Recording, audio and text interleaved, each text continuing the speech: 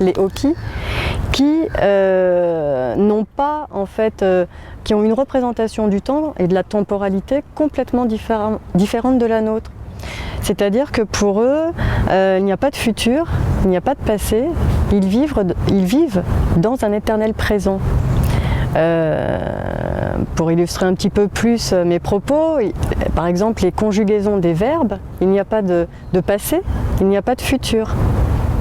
Pour décrire, pour parler des saisons, eh bien, finalement, ils n'inscrivent pas dans une temporalité qui serait celle d'un calendrier saisonnier. Pour eux, en fait, l'été, ils le désignent par un mot qui signifie aussi chaud. Tout ça pour dire qu'ils n'inscrivent pas cela dans une temporalité. Et ils ne sont donc pas pris par ces injonctions de « il faut préparer ce futur, il faut être performant dans cette dernière période de vie ». En fait, ils la vivent, tout simplement.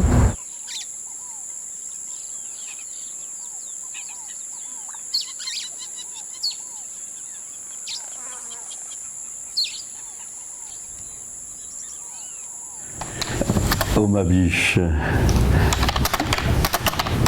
Tac, voilà, et ben le voilà. Et vous vous souvenez bien des paroles, hein, c'est biche oh ma biche, et après, c'est quoi les paroles? La suite du refrain. 3, 4. Biche ma biche, lorsque tu te souviens au crayon noir tes jolis yeux. Biche ma biche, moi je m'imagine que ce sont deux papillons bleus. La musique a des effets thérapeutiques importants, en particulier dans la maladie d'Alzheimer. Quelqu'un qui a une maladie d'Alzheimer, qui a tout oublié, ben, il se souvient encore des musiques qu'il aime, il est capable de les chanter. Ça lui permet de revenir en quelque sorte vers nous, le temps d'une musique.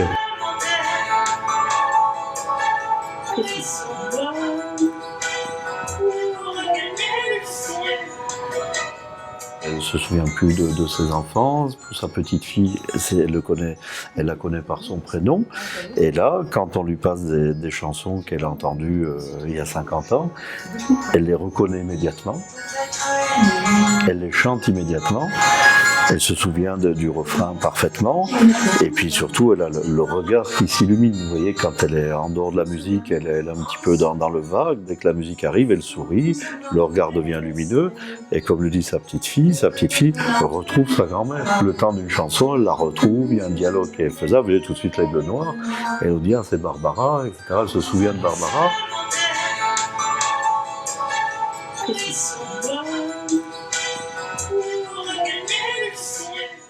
Si on a une activité sociale ou intellectuelle importante, on va retarder l'effet de la maladie, on va retarder son apparition. Donc si vous allez à des conférences, si vous écoutez de la musique, vous allez au musée, la maladie apparaîtra plus tard. Donc vous constituez une réserve, et si la maladie a déjà commencé, vous ralentissez son évolution.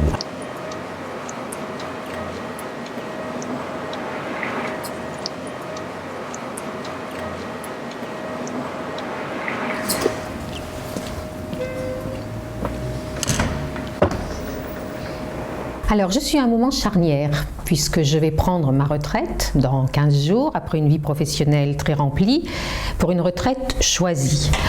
Donc, c'est un moment où on fait un petit peu le bilan.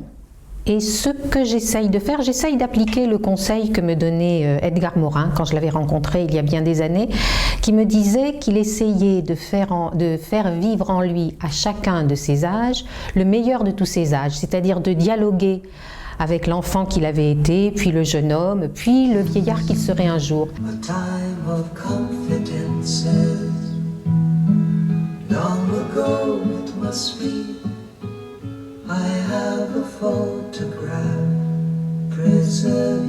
Aujourd'hui, mes journées sont partagées en plusieurs temps. Je me découvre une passion pour le jardinage. Autre chose aussi, c'est l'écriture. J'ai eu la chance de trouver un éditeur, d'avoir un succès d'estime suffisant pour savoir que chacun de mes romans sera publié. Et donc le travail d'écriture, pour moi, c'est assez proche d'une certaine façon du jardinage. Alors, particulier. Jean, t'as pas vu mes clés ?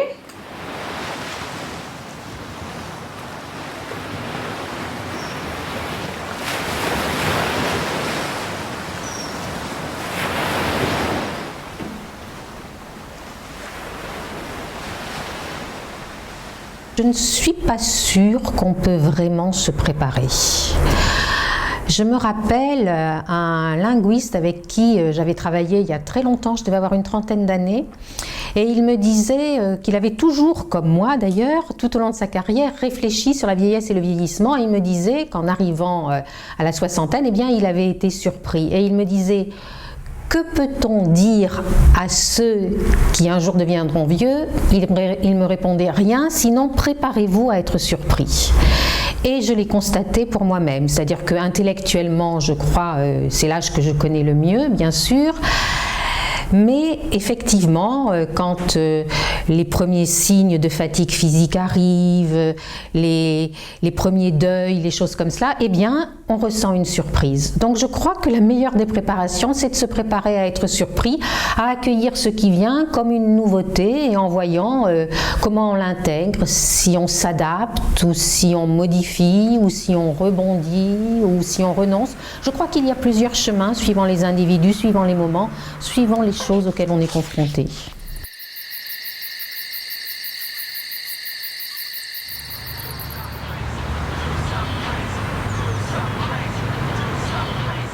Je crois que ça se passe plutôt là-dedans.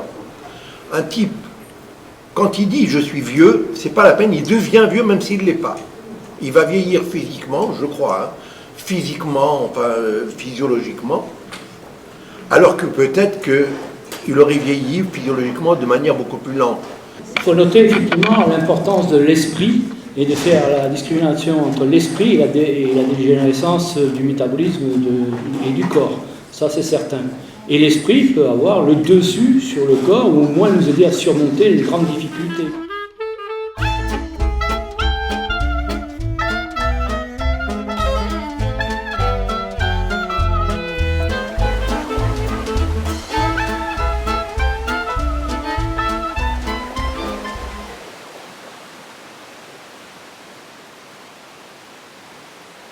L'homme sera augmenté parce que la mécanique qui va venir ou l'électronique qui va venir se greffer non seulement sur le membre mais peut-être aussi dans le cerveau avec les nanotechnologies viendra augmenter cet homme de puissance particulière, d'une intelligence artificielle qui va devoir travailler et développer, et ensuite on aura affaire à ce qu'on appelle chez Nietzsche une sorte de surhumain, un homme augmenté par la technique.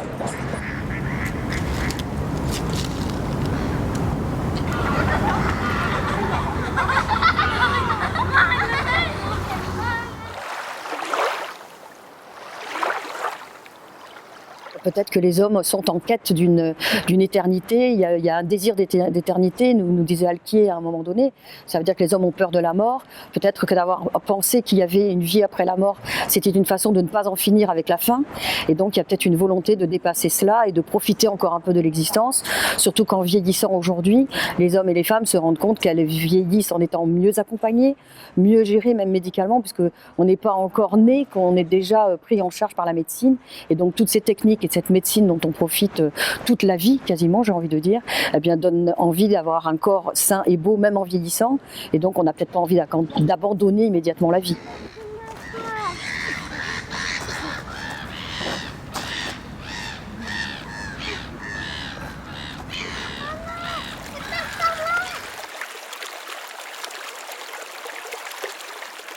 Quand on vieillit, on peut devenir vraiment soi-même. C'est un moment où on n'a pas à tricher avec soi-même. Donc être vraiment soi, ne pas avoir peur. Souvent nos aïeuls peuvent dire tout haut ce que les plus jeunes n'osent pas dire, parce qu'ils sont vraiment dans une cohérence avec eux-mêmes. Et c'est là aussi où il y a une réconciliation. C'est-à-dire que je fais avec qui je suis et surtout j'ai du plaisir. Avoir du plaisir à être soi-même. C'est-à-dire que vieillir activement, ça serait peut-être apprendre à mieux s'aimer et à mieux aimer les autres. C'est là où je parlais de tendresse tout à l'heure, mais voilà, ça serait avoir ce regard tendre, sécurisant, qui enveloppe, qui intrigue, l'agressivité qu'on a tous en nous, et que l'on peut ressentir vis-à-vis des personnes qui nous sont proches ou moins proches, mais voilà, qui permet d'acquérir et d'accéder à une certaine sagesse qui est celle que l'on peut rencontrer précisément à cette période de la vie.